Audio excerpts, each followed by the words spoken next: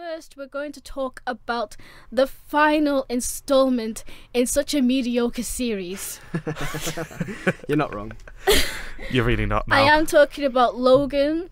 It just recently came out. You guys watched it at the special screening of 10:23 p.m. at Empire. Liam did. Liam did. At 10:23 p.m. at Empire Cinemas. I was really annoyed when I found out. Well, I feel like a bit of a bad person because I didn't really get the reference until I sort of had to Google it. I thought, like, it's a bit weird time, 10:23. But then I now understand X-23. I'm not a very big X-Men fan. I do apologise. Okay, well that's rude. You just called it mediocre. I mean, the series was mediocre. But let me clarify the facts. It's the last installment of the Wolverine series. Hugh Jackman and Sir Patrick Stewart have confirmed that this is the last time they're going to portray the roles of Professor X and Wolverine. It stars a new person, Daphne Keane. Yeah. Yep. And it also has Stephen Merchant in, and it was released like way back in February something. I can't remember. It's brand new. It's brand spanking new, and you can watch it now. See, I'm really terrible presenting film shows. It's all right. Essentially, it is the last story of Wolverine, and it features X-23 as well. And basically, Logan has to help X-23, and it's very emotional. I don't like it. Go on, Ryan. I think you've covered that pretty much. It's they're all old now. All of the last two X-Men who are still around in this film. How far is it? Is it 2030? It's 2029. 2029. Okay. Yeah. So obviously in the last one, the one before the last one, Days of Future Past, everything was happy now. They'd set it all in the timeline, and now 2 films later, everything's bleak again, and everyone's dead apart from Hugh Jackman, who's really old, and Patrick Stewart, who's really old, and they have to basically protect this new mutant who Patrick Stewart's been contacting, called X-23, who's been I won't say what her exact nature is, but Patrick Stewart does say in the trailer she's very much like you, Logan. There is one trailer where it does show what she is. Okay, fair enough. But you know, leave it to mystery. We'll shroud it in mystery, and they have to escape across country to escape from the villainous Donald Pierce and Xander Rice, who's played by Richard A. Grant, and basically save her and make sure that at least one mutant stays alive and fresh, because in this world there's been none born for 20 years and they've all been wiped out, so it's a bit sad, really. It is a bit sad. Isn't it? Yeah. To be honest, I think my immediate thought walking out of this was just like, how on earth do you show anybody the entire series before this and then show them this and tell them they are from the same series? Because this is not like any other film in the series at all. Like I wouldn't even put it in like canon. I would have it exist as a separate entity. Well, I wouldn't even try. For all like the ones who don't know film things, what's canon? Canon's the kind of the information that's been established across the years. Like that kind of stuff that becomes part of. Oh, the stuff that happened before. Yeah. Okay. Why did you not say it like that? You should have just said it. Because canon just incorporates it all. So basically, canon stuff that counts. Non-canon, which is stuff like my head canon of Hugh Jackman and Patrick Stewart doing their own version of La La Land is not canon. That's not real. Okay, that's weird. But it could exist. It could exist. No, let's not. Carry on, please. Yeah, but you would not expect this at all, because it's the exact opposite of what everything before in the X-Men series has been. It's a mature, extremely grown up, extremely thoughtful, extremely philosophical film about death. Pretty much about growing old, about death and leaving everything you've loved behind, but still trying to find hope in that. And because of that, it is just genuinely sad, like, in the whole way through. I mean, there's sort of the brief moments of happiness that come throughout, but most of especially the first hour, is essentially just the grimness of the first half an hour. It's essentially just the grimness of Hugh Jackman's life in that film. You know, he's grown old, he can't heal as well as he did anymore. It's the end for him, and it feels very much like it definitely is the closing chapter and you feel like Hugh Jackman, when he said that we're making this film, he's like, right, this is the last ride for me, and it very much is, because you can see that this is the performance that he's wanted to put in all of this time, because he's had to put up with Oscar Isaac in green makeup and blue makeup and shouting angry things at CGI stuff, and this is a proper performance by him. Like this is extremely what you can see, that this is what he wanted to do with this character all the way through, and he's finally been able to give it justice. It was a deal breaker, wasn't it? He said that he wouldn't continue. If this wasn't made the way it was, then he wouldn't have done it, and then it would have kind of put everything in a bit of a problem. It's difficult because we speak about it like it's a superhero film, but it couldn't be anything further from it. I mean, it's a film. It's a comic book film, but it's not a superhero film.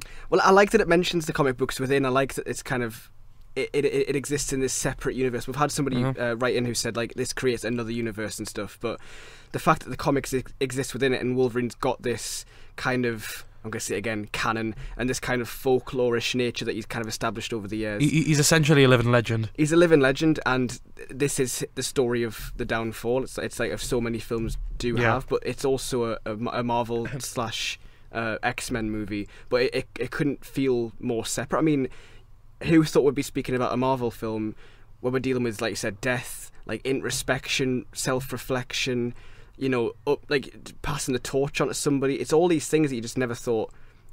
But some of them would be, but just not dealt with in this way. It's mature. It's like a western, isn't it? It's not like a superhero film. Yeah, I mean, I had to remind myself about an hour, and I was like, this is Wolverine. This isn't just like Logan. I mean, I said like in the build up to this film coming out, there's no way they're going to call it Logan, because they never do. They never commit to these kind of, you know, ambiguous titles. They always kind of put Wolverine -Logan just so people know what it is. But I mean, the marketing's been good enough. It's been strong enough to get people in. I'm sure it'll smash the box office. But you know, they've been brave. Everything they've done is brave. I don't see any compromise in this. I don't feel like James Mangold, who's made it, has had to have any notes passed on by the bosses above him. Like so many. I mean, let's think about Fox's last superhero venture, Fantastic Four. It was. Say that again. We're fantastic. It was hacked to bits within an inch of its life, and this looks like it's all Mangold's vision, and it looks like Jackman has also had a big influence on it. I mean, I don't think this would have been made if there was any kind of notes, and that's power to the system that we've managed to get a film that's been made to its vision, and it doesn't appear to have been just sort of savaged like so many X-Men films have before. I mean, Apocalypse, as fine as it was compared to what other people think, it was still not a good film. It was still complete rubbish. Yeah. Especially coming off the back of Days of Future Past, which was like fantastic.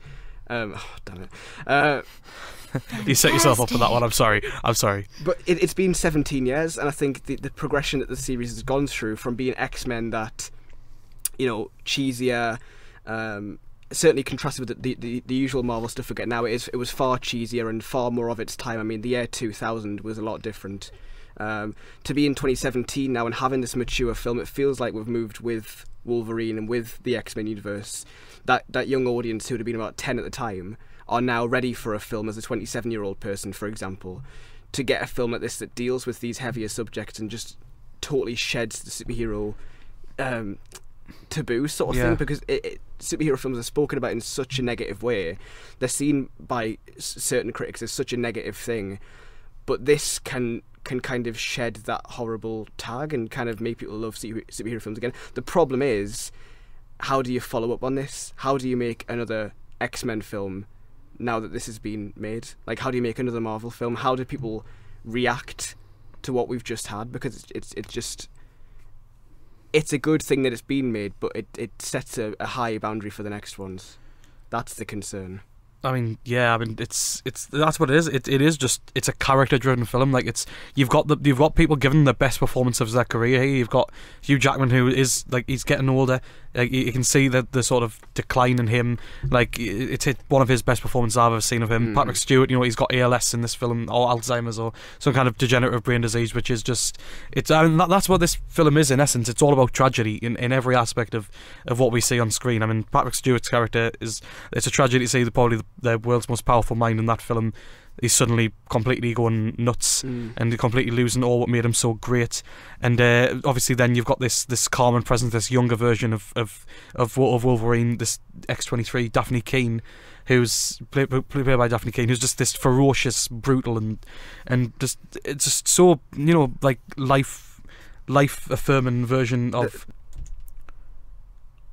Alright, I'm going to talk now. Alright, I see, right. We've been doing this for 30 minutes, yeah, and I haven't spoken anything about Logan. It's just you two taking over. Go ahead. Yeah, Thank you. Go on, yeah. Thank you, right. I actually am a major fan of Wolverine. The first X-Men film, the first Marvel film actually I've watched was actually X-Men, and Wolverine has been my favourite character. But every time I just watched the separate series of Wolverine, it was just so... I just couldn't... It just didn't work. I've not seen them. It didn't work, but this film, like, literally just sends it off in its best way. There should not have been like the Wolverine or like the second one happening. Like, it just sets off its own tone. It just humanizes Logan to a point where I can feel with him, and it actually set me off like in tears. Like I was watching with my friend and his girlfriend, so I was third wheeling, so it was kind of awkward. But like this film is definitely just up to standards that we wanted from Marvel films. I mean, we've had Iron Man, we've had Avengers, we've had Thor, and it's a good film for kids and stuff like that, and it was pretty cool for us as well. But at the time we were watching so many superhero films, we wanted something different. I think that's when Deadpool came in, and then Hugh Jackman was wanting to have the same level of expertise. And then when we first saw the trailer for this film, I knew that this is definitely like one of the best films we're going to see in ages, and it does work in. I was completely shocked when I read about facts about the film that Patrick Stewart actually lost weight for the role, which is absolutely ridiculous. And they just made the characters like their own. Like they took the characters they've been playing for 20 years, and they've humanized them to a point where I could feel the same way. Like, fair enough, like, we don't have the mutant powers or whatever they have, but I felt like I could feel with them, like, they just wanted to be a family, or they just wanted to be loved and stuff like that, and I felt that. And for anyone that has been, just they're like, oh yeah, it's another X-Men film. It's not. It is completely a different level on its own. And now I don't think there's going to be an X-Men film after this. If there is, I'll be quite shocked. Well, that's the thing, isn't it? I think they are going to open the X-Men back up again, but it'll be a different wibbly wobbly timey-wimey type thing. Right. Ever since that Apocalypse mess, Days of Future Past, whatever it's called, it's been an absolute mess. Because now I'm so confused where we are now. I haven't got a clue. Yeah. Like, at least Marvel's straightforward. Like, at least they have at least one universe. I mean, Guardians kind of complicates things, but they're going to integrate that back in. X-Men, like, where is it going? I don't even know. Where is it? I don't even want to know. It's just like, no, that's not. The Guardians thing, that's just ridiculous. First you have Thor, then you have Guardians, now you have all the people on the Earth now. And then don't forget all the Netflix shows as well. There's Daredevil, Jessica Jones, Luke Cage, and now there's going to be Iron Fist. It's like, I'm so confused right now. They'll do a better job of weaving them all together than Fox would. What's interesting about this, though, is that aside from the violence and stuff, which probably cost them a bit of money to make, because it's pretty authentic and pretty. It's pretty much what Wolverine should have been. Yeah, it's ideal. Like, it's what he always should have been for 17 years. It's amazing. That's what they should have been at the start. You've got a man with claws, and he's been doing like nothing for 17 years. There's a scene in the casino which is one of the best. He's just been nicking people. It's like, I just scratched you a bit. Now in this film, he's like full on like destroying you inch from inch. But aside from all that stuff, if you take that out, this, I mean, in terms of money wise, this could be an independent film. This could be an indie film. Yeah, I mean, there's bits in that you can tell cost them a bit more money than the average, like sort of 4 or 5 million, Manchester by the Sea type thing. But this could kind of bridge the gap. This could be the one that sort of makes people think, well, I like that. It had an indie feel, but maybe I could kind of watch more independent films. So for that reason alone, I think it's fantastic, because maybe it'll inspire people to go to places like Tyneside.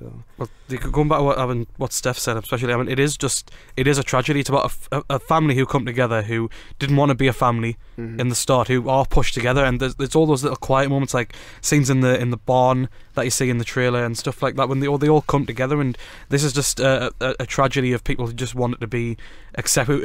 Through the X-Men series, always want to be accepted and just be a part of the world, but they've never managed to get that, and this is finally them getting that. But the nature of a tragedy is it's a tragedy. But I think my number one takeaway from this film is definitely the fact that it is a genuinely beautiful thing to see a superhero film that doesn't feel the need to have an apocalyptic beam in the sky, or a faceless army of robots, or like something end of the world wibbly wobbly, that sort and that whatever.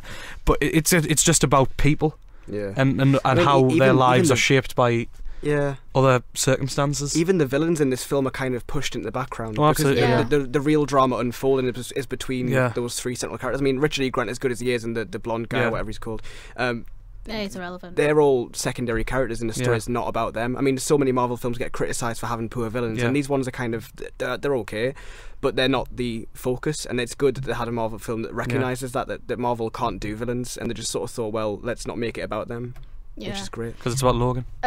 You guys asked many people what their thoughts of Logan. So many people have seen Logan in the space of like a week. Just reading some out. Craig Berry from Rope Break said, it was heartbreaking, emotional, and the best film I have ever seen. It gave me the feels. I wish Hugh Jackman was my dad. Same. Patrick Stewart made me cry and I want to see it again. Scott Hasty, he has a long one. I really like X-Men, the source material, the cartoon, the characters. I've forever been disappointed by every X-Men film for one reason or another. In my opinion, there's never been an X-Men film. Here's where it says pause for dramatic effect. That's what I wrote there. Logan delivered. I'm so very happy with it, and for those who've seen it, I'm sure you'll agree that the final shot of the film could not be a more perfect way to end the series. That is so true. Like, if you've seen the last scene, that broke me. Lewis Wells said, Logan is a Wolverine film that audiences have craved for so long. It's packed with bloody violence, adults, and language and emotional revelations. Hugh Jackman's final appearance as a Claude hero challenges everything we expect of superhero movies. 11-year-old Daphne King. I had no idea she was 11. I thought she was like 13. No. 11, my God. Who was making her film debut, is impressive with an almost wordless performance. I could not read. Logan could potentially change the way we view superhero movies. Instead of a cheesy hero can never lose plot, the film shows how deep superhero flicks can go into the genre when approached in the right way. If this is the last time Jackman plays Wolverine and the last time Stewart plays Professor X, it's a worthy way to leave the franchise. Yeah, we did confirm that it is the final time Jackman and Stewart plays Professor X and Wolverine. Basically, if you haven't seen it, full on recommend Logan from myself, because these guys' opinions are irrelevant right now. If you're a major fan of the X-Men film and a major fan of Wolverine, and you want something that will justify Logan in its own best, please do see the film. I think that last comment just sums up basically what everyone's thinking. Yeah. Daphne Keane is amazing. Daphne Keane is amazing. Daphne Keane's gonna go far, man. That girl can do everything. Gonna go far. Yo, like Daphne, if you're hearing out, you're gonna go far. If I saw her in the middle of the street, I would walk away fast. Like I would not mess with her.